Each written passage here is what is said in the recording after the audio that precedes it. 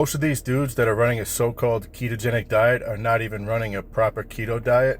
A real ketogenic diet is like 90% fat and sufficient amount of protein in order to support protein turnover in your cells.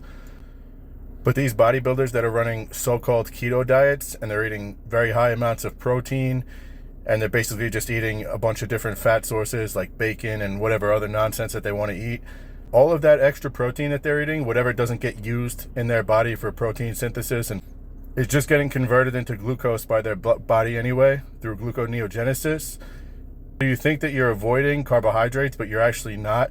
You're just eating a less efficient form of carbohydrates since your body's creating them anyway. You're essentially eating carbohydrates that your body has to work in order to create, instead of just eating the carbohydrates that your body can actually use as is. So it's pretty much completely pointless if you're going to do it like that.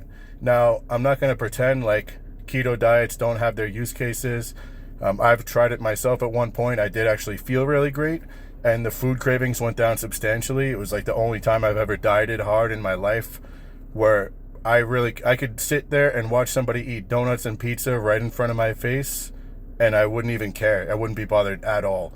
So there are certain benefits to a keto diet, but when it comes to strictly building the most muscle possible, keto diet, in my opinion, is not the way to go. You don't see any of the top bodybuilders eating this way. You might see them go through short periods of time where they're low carb or no carb during a contest prep, but when they're actually trying to build muscle, absolutely not. All of them are eating very high amounts of carbs.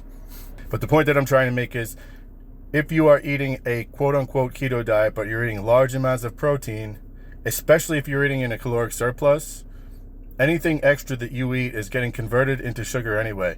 There are processes in your body that need sugar in order for them to happen.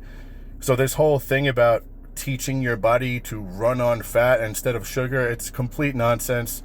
That's not how things work. You don't have a process that needs a sugar molecule that all of a sudden magically just uses a fat molecule instead. It doesn't work that way.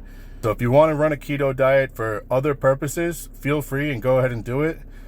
But if you think you're doing it and you're avoiding sugar somehow, most likely you're not, unless you're eating a proper keto diet, which is very high fat and very, very minimal protein.